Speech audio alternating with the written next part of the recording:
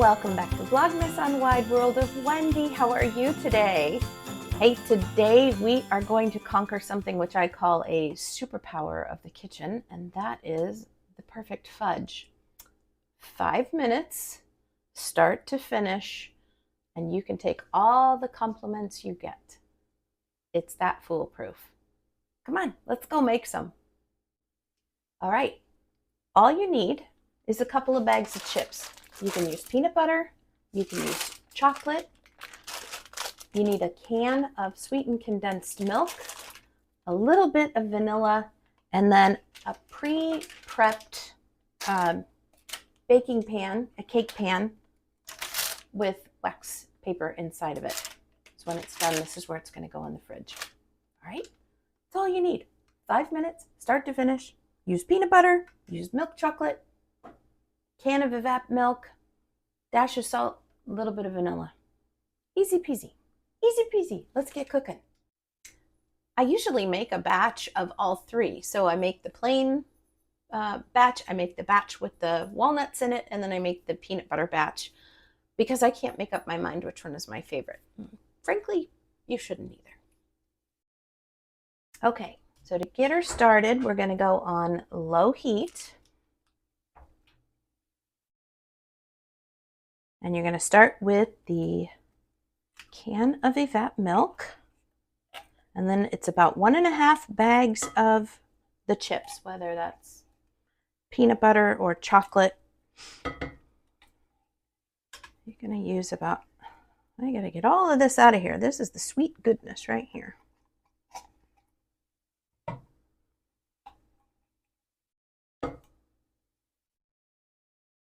All right, so a whole can of sweetened condensed milk, and then 1.5 packages of the chocolate chips.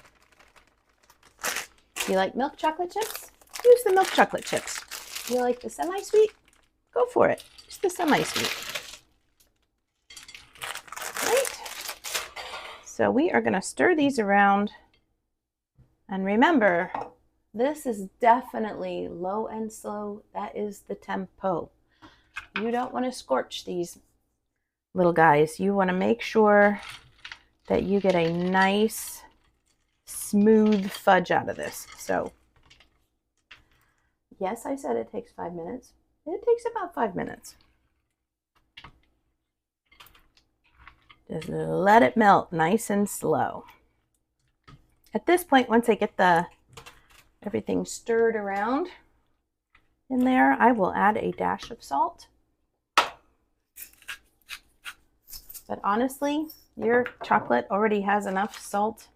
You probably don't need to, but you know, all the old-fashioned recipes tell you to do that.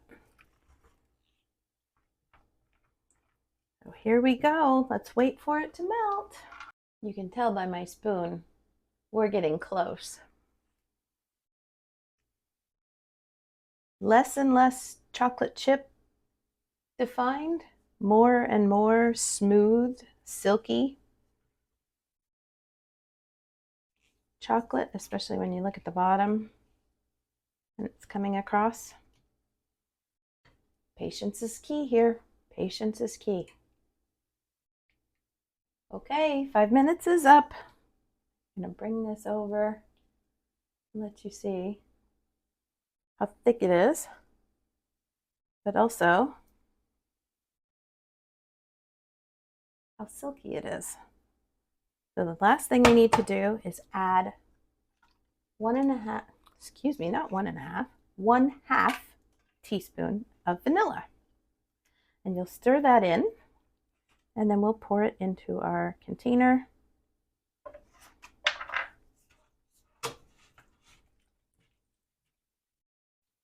This gives it that nice shine and just an extra boost of flavor. Make sure you get that nice and stirred in.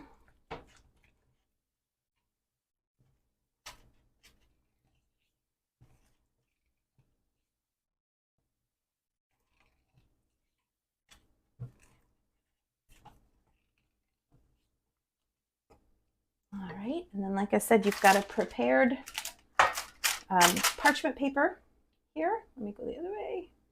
You can see. Got your prepared parchment paper here. And all you're going to do is spoon it directly into it.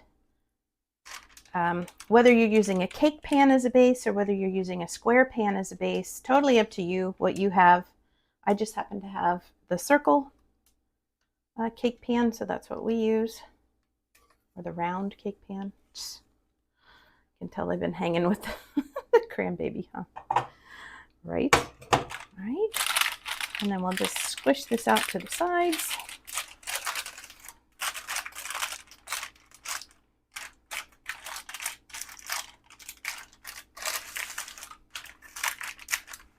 So good, so easy. Don't forget the stuff on the back.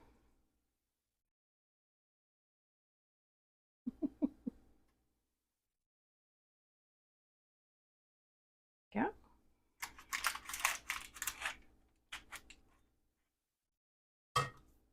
All right, now this has got to go in the refrigerator for about 2 hours to set. And because I usually make 3 batches at a time, I'm going to make another batch with you with walnuts in it, which we'll stir the walnuts in at the end. And then I'm going to make a peanut butter batch.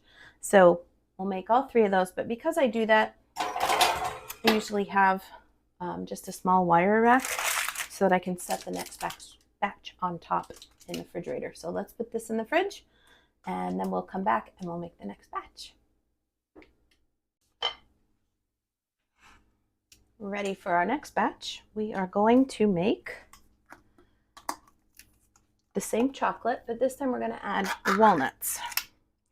All right, we're back again to add 1/2 teaspoon of vanilla and stir it in really nicely. Stir it in nicely. Be nice as you go in. What I mean is, make sure you've got it completely mixed in to the chocolate and the condensed milk mixture. There you go. And then while it's still warm, we're going to put 1 cup of chopped walnuts. Make our very own walnut fudge.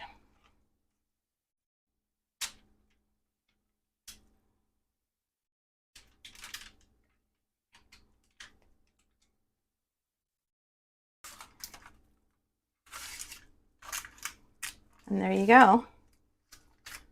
Batch number 2, ready, set, go. It's ready to go into the fridge and we can start our peanut butter fudge next. Be right back.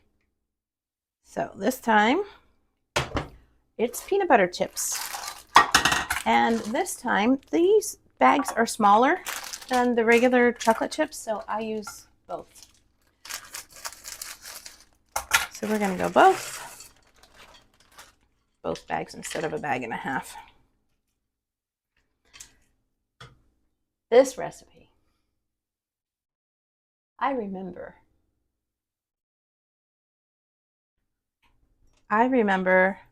going to my grandma in Indiana, my dad's adoptive parents. I remember going to their house and Grandma Dorothy would have saved her coffee tins for the whole year. And she would be making all kinds of fudge. Peanut butter, dark fudge, cherry fudge, whatever. And those little toffee or coffee tins would be sitting all over in the living room, on the coffee table, or in the kitchen. And you just pop it off and pop the lid off and have yourself some fudge. Oh my gosh. When my grandma passed away on my dad's side, I remember thinking, how am I ever going to have peanut butter fudge again? And then I found the recipe. And I have just made it ever since. Made my dad happy, that's for sure. When I first brought it over, I'm like, look what I found. A peanut butter fudge recipe. So this one may not be as popular with folks, but it's a fun additive to your treat box for your neighbors and friends. Okay, those are stirred. We're going to wait our 5 minutes. I'll come back to you when it's ready to pour in its tin.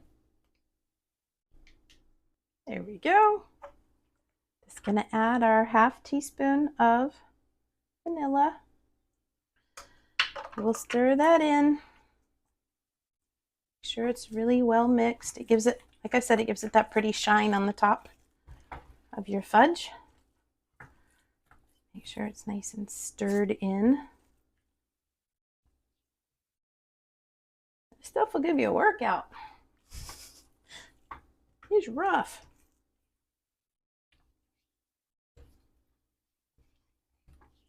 Go. She's all ready.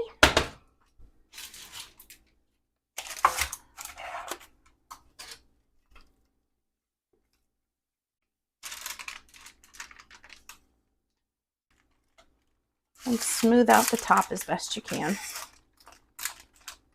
I mean, it's fudge and it's homemade, so perfection.